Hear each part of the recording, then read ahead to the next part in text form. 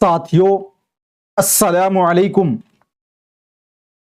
मैं निशात अहमद आप तमाम साथियों का बहुत बहुत इस्तकबाल करता हूं, खैर मकदम करता हूं, वेलकम करता हूं। क्वेश्चन नंबर साथियों 136 में है कि तौसीई मुताला बच्चे की कौन सी दिलचस्पियों को फरोग देता है। तौसीई मुताला बच्चे की कौन सी दिलचस्पी को फरोग देता है। ऑप्शन नंबर ए में है गैर मानूस अल्फाज मालूम करने में, मतलब जो अल्फाज का आपको माना पता ना हो उसका माना पता चल जाएगा क्या इससे। मतन में मुस्तअमल कवाइदी उसूलों, यानी जो पैराग्राफ में जो कवायद है वो चीज आपको पता चल जाएगा। तो साथियों कवायद का पता तौसीई मुताला से नहीं चलेगा। नज्म खानी, यानी कि तौसीई मुताला से नज्म खानी में आपको दिलचस्पी मिलेगी नहीं।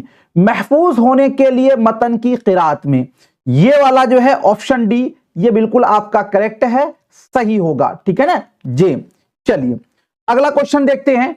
अगला क्वेश्चन है 137 नंबर में कि उस्ताद लेह पर, लेह साथियों जानते हैं लद्दाख की राजधानी जो है लेह है, लेह पर सबक शुरू करने वाला है। ठीक है ना, मतलब एक लेह मौजू पर सबक शुरू करने से पहले वो तख्ते सियाह पर एक नक्शा यानी खाका बनाकर बहस का आगाज करता है। वो खाका क्या है, इस तरह का वो खाका बनाता है खान पान और तहजीब, मतलब लेह की खान पान क्या है और तहजीब वहां का क्या है, मशहूर मकामात उसके कहां है, जबान वहां की क्या है, आबो हवा क्या, यानी ये सब वो बनाता है। हम लोग देखते हैं ना जब टीचिंग में भी जाइएगा तो पॉइंट वाइज ये लिखा जाएगा कि किसी भी टॉपिक पर चर्चा करने के लिए इन सब बिंदु का जानना जरूरी है। तो अब उस्ताद ने एक सबक शुरू किया और सबक शुरू करने से पहले ब्लैक बोर्ड पर साथियों उन्होंने ये सब चीजें लिख दी। तो उस्ताद के जरिए तख्ते सियाह पर बनाया गया नक्शा यानी खाका क्या है। रियासत का नक्शा, तो सबसे पहले ये रियासत का नक्शा तो है ही नहीं, रियासत का नक्शा तो मैप होता है, ये तो आपका गलत हो जाएगा। उसके बाद आला नक्शा, ये भी नहीं होगा। मौजूआती नक्शा, मतलब जो मौजू है उसका नक्शा बना रहे हैं, नहीं। ये साथियों एक तसव्वुरात का खाका है। तसव्वुरात का खाका मीन्स ये होता है जब भी हम किसी शहर के बारे में सुनते हैं, किसी शहर के बारे में हम जानने की कोशिश करते हैं, तो हमारे दिमाग में सबसे पहले कुछ बातें चलती हैं कि वो शहर कैसा होगा, वहां के लोग कैसे होंगे, और फिर साथियों हमें ये कि उसका मैप क्या है, हमारे यहां से वो हम कंपेयर करते हैं। तो ये जो है ना, मतलब कि यहां से वहां क्या चीज अलग डिफरेंस होती है। तो ये एक तरह से तसव्वुरात का खाका, यानी हमने जो सोचा उसके बारे में उन्होंने एक खाका तैयार किया। तो ऑप्शन नंबर आपका क्या हो जाएगा, बी आपका राइट होगा। चलिए 138 में कहा जा रहा है बच्चे मुअस्सिर अंदाज में लिखना सीखते हैं अगर लिखी हुई चीज को, मतलब यह हुआ कि बच्चे अच्छे ढंग से लिखना सीखते हैं अगर लिखी हुई चीज क्या हो भाई। उस्ताद ने तलबा इमला बोलकर लिखा हो, मतलब उस्ताद ने तलबा इमला बोलकर लिखाया हो, मतलब उस्ताद जो है ना इमला जो है वो बोलकर मतलब डिक्टेशन लिखवाया हो। तो देखिए मुअस्सिर अंदाज में आप नहीं लिख सकते। मुअस्सिर अंदाज का मतलब ये होता है कि आपकी चाहत हो, आपकी लगन हो, इस तरह आप नहीं लिख सकते। ठीक है ना साथियों, तो ये वाला आपका कट जाएगा। लड़कों के सियाक से मानवीयत रखती हो और बामाना हो, मतलब वो बच्चे से रिलेटेड हो और उसका कोई ना कोई माना हो। तो ये तो कुछ हद तक आपको सही लग रहा है। उस्ताद के सियाको सकाफत से मानवीयत रखती हो, मतलब वो जो लिखते हैं बच्चे वो उस्ताद के संदर्भ के अनुसार हो, उसके कल्चर से वो ये रखता हो। तो भाई इसमें तो बच्चे की दिलचस्पी नहीं होगी, चूंकि तालीम जो है वो क्या होती है, तिफले मरकूज होती है। तो उस्ताद को यहां पर हमें नहीं घुसाना है। अगला आपसे है साथियों बोली हुई आवाज उसकी तहरीरी हैत के माबैन रब्त हो, मतलब जो आवाज बोली जा रही है वो और जो आप लिख रहे हैं दोनों में क्या हो, कोई ताल्लुक हो। ये भी आपको कुछ हद तक सही लग रहा है, लेकिन साथियों बच्चे मुअस्सिर अंदाज में कब लिखते हैं कि जब वो क्या हो, लड़कों के सियाक से मानवीयत रखती हो, मतलब वो सियाक से हो, संदर्भ से हो और उसका कोई ना कोई माना हो, कोई ना कोई मतलब हो। ये आपका ऑप्शन बी जो है ये बिल्कुल पॉजिटिव है, इसीलिए ऑप्शन बी आपका क्या हो जाएगा, राइट हो जाएगा।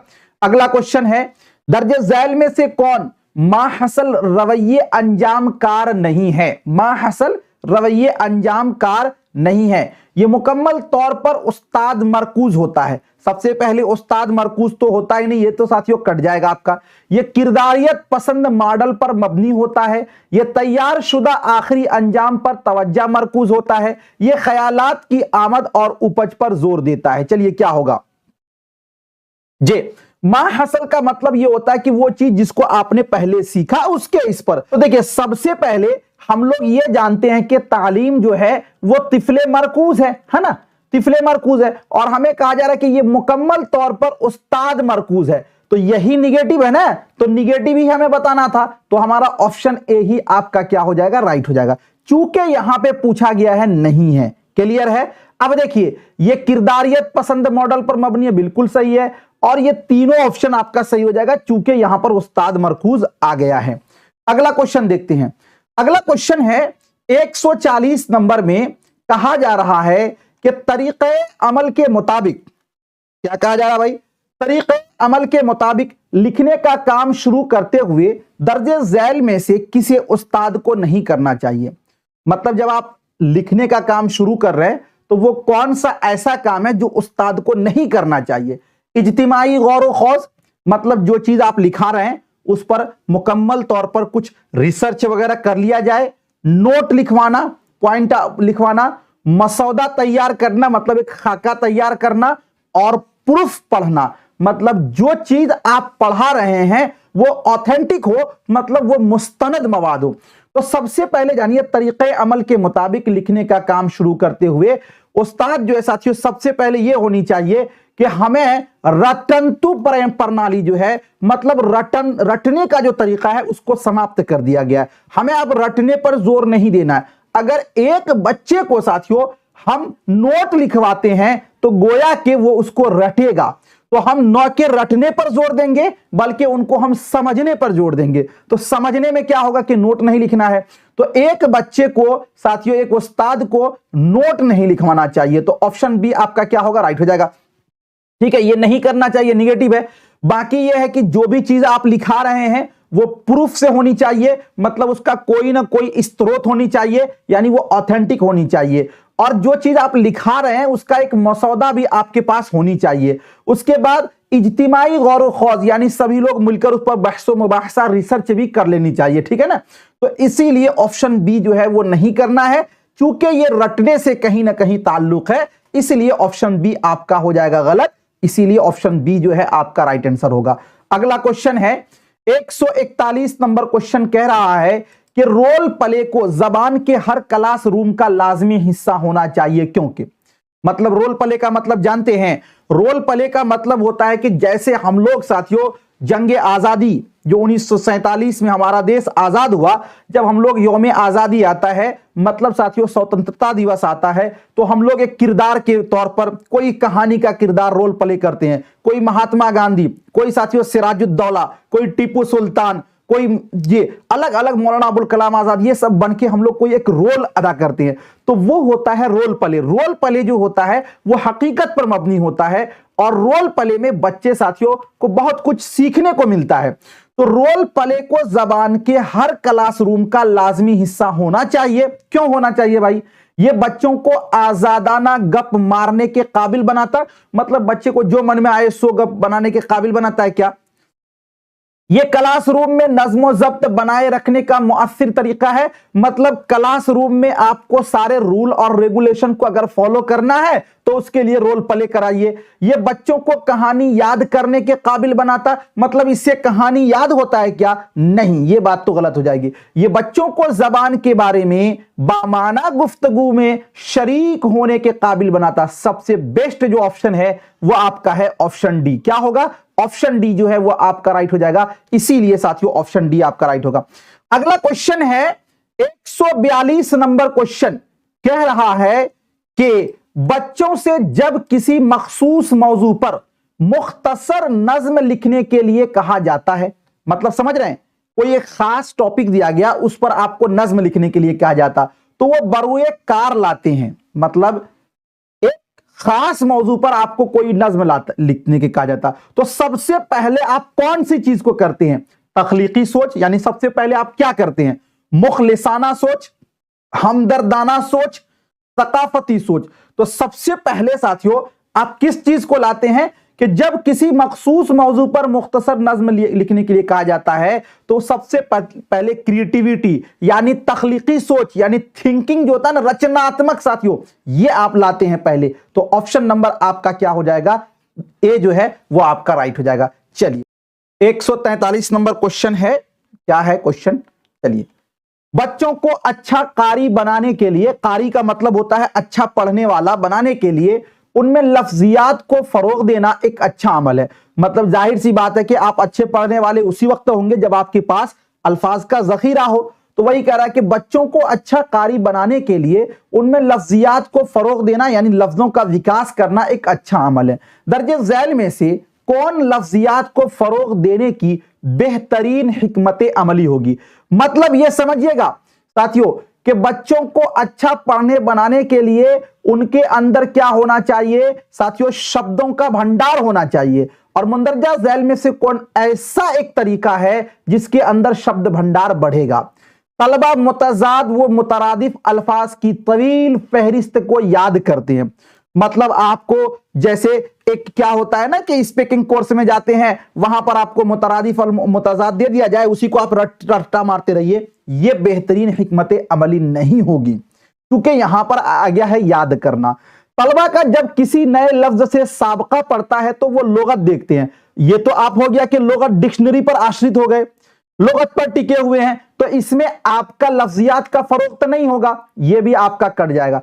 तलबा मतन में मुस्तामल मुश्किल अल्फाज को निशानजद करते हैं और उनका जुमलों में इस्तेमाल करते हैं। मतलब जो हार्ड अल्फाज आएगा उसको आप जुमलों में इस्तेमाल करते हैं क्या? यह भी आपका हो जाएगा गलत। जब तीनों गलत हो गया तो डी तो आपका राइट है ही है। तलबा नए अल्फाज के माना के कयास के लिए सियाक को बरूए कार लाना सीखते हैं। मतलब साथियों जो नया लफ्ज आपको पता नहीं है उसको संदर्भ के अनुसार आप उसका माना पता कीजिए। नहीं तो यह होगा अच्छा कारी के लिए डिक्शनरी पावर को बढ़ाने का एक हिकमत अमली। तो इसीलिए हो जाएगा आपका ऑप्शन नंबर डी आपका राइट हो जाएगा। अगला क्वेश्चन देखते हैं। अगला क्वेश्चन है 144 नंबर में। 144 नंबर क्वेश्चन यह कह रहा है कि उस्ताद बच्चे की जिंदगी के चंद अहम वाकयात का मुशाहिदा करता है। मतलब जिंदगी के चंद वाकयात को वो देखता है, उसके बारे में सोचता है और उन्हें बयानिया अंदाज में रिकॉर्ड करता, मतलब अब उसको लिखता है। देखिए एक मुशाहिदा करने का मतलब होता है देखना और रिकॉर्ड करने का मतलब होता है कि उसको कहीं ना कहीं वो एक फाइल में नोट करता है। तो उस्ताद बच्चे की जिंदगी के चंद अहम वाकयात का मुशाहिदा करता है और उन्हें बयानिया अंदाज में रिकॉर्ड करता है, तो उसे क्या कहेंगे? सिरनामा? गलत। पोर्टफोलियो? मुशाहिदा। तो यहां तो मुशाहिदा का मतलब होता है देखना, केवल देखा ही तो नहीं है बल्कि वो रिकॉर्ड भी कर रहा, तो ये तो कट जाएगा। वाकयाती रिकॉर्ड। देखिए आप बिल्कुल ये कहिएगा कि ये पोर्टफोलियो है, लेकिन पोर्टफोलियो जो है ना ये बच्चे के साथियों एक डायरी होता है जिसमें पूरा लेखा जोखा उन्हीं का होता है। तो ये वाला नहीं होगा बल्कि ये हो जाएगा वाकयाती रिकॉर्ड। चूंकि उन्होंने जो चीज देखा उसी को नोट किया है, तो ये आपका है वाकयाती रिकॉर्ड। अगर ये वाला नहीं होता तब उस सूरत में पोर्टफोलियो आप दे सकते थे, ठीक है ना। तो ऑप्शन नंबर जो है वो आपका डी क्या होगा? राइट हो जाएगा। अगला क्वेश्चन है 145 नंबर में कि दर्जे झैल में से कौन बोलने की कामयाब सरगर्मी की खुसूसियत है? मतलब यह हुआ कि वो कौन सी ऐसी विधि है जिसके द्वारा साथियों हम अच्छे ढंग से बोल सकते हैं? बच्चों की गैर मुसावियाना शिरकत, मतलब बच्चे जो है ना ऐसे वैसे वो शिरकत कर रहे हैं। बच्चों को बातचीत का मौका फराहम करने वाली सरगर्मी, मतलब वो क्रियाकलाप जिसके अंदर बच्चे बातचीत करते हो। तो देखिए बातचीत, वार्तालाप, इसके अंदर बोलने की जो कैपेसिटी है उसका साथियों विकास होता है। तो बिल्कुल साथियों ये आपका क्या है? ये आपका बिल्कुल राइट लग रहा है जी, ठीक है। बच्चों को सिर्फ हदफे जबान में बातचीत करने की इजाजत, मतलब हदफे जबान का मतलब हुआ कि केवल और केवल मियारी जबानों में बात करने दिया जाए, तभी उसके बोलने का साथियों विकास होगा। तो यहां पर तो सिर्फ निगेटिव आ गया है, आगे पढ़ने की जरूरत नहीं है, इसलिए ये तो आपका कट जाएगा। क्लासरूम में मुअस्सिर नज्म जब्त करने वालों को ज्यादा बातचीत की इजाजत, मतलब जो ज्यादा रूल और रेगुलेशन को फॉलो करे उनको ज्यादा, ये भी कट जाएगा। हमारा यहीं पर आ गया कि बातचीत का मौका फराहम करना, ऑप्शन नंबर बी आपका यहीं पर राइट हो जाएगा। ठीक है, चलिए अगला क्वेश्चन देखते हैं। 146 नंबर क्वेश्चन। जीएस ऑनलाइन में कोई भी ऐसा कोई फर्द होगा जो है ना Vygotsky, gene पियाजे, Noam Chomsky, Skinner, Pavlov, इन लोगों का जो नजरिया है, इन वाले क्वेश्चन को वो गलत कर दे। बहुभाषिकता, जबान की महारत, तख्लीकी महारत, ये सब को कोई शायद हो सकता है एक दो वो साथियों गलती कर दे। इस क्वेश्चन को तो बगैर देखे हुए आंख मूंद के आप आंसर लगाइएगा। वाइगोत्स्की के मुताबिक डॉट डॉट जबान की आमोजिश का सबसे बुनियादी जुज है। नोम चॉम्स्की ने कहा था कि बच्चे के अंदर जबान सीखने की जो सलाहियत होती है पैदाइशी होती है, और वाइगोत्स्की ने कहा था कि एक बच्चा जबान जो सीखता है वो सामाजिक अंतःक्रिया से सीखता है, यानी सामाजिक तामुल से। तो बुनियादी जुज क्या है, वो है सामाजिक तामुल। ऑप्शन नंबर ए आपका क्या हो जाएगा, राइट हो जाएगा। चलिए ठीक है, बहुत बहुत शुक्रिया, थैंक यू। मिलता हूं फिर आपसे नेक्स्ट टाइम नेक्स्ट वीडियो के साथ।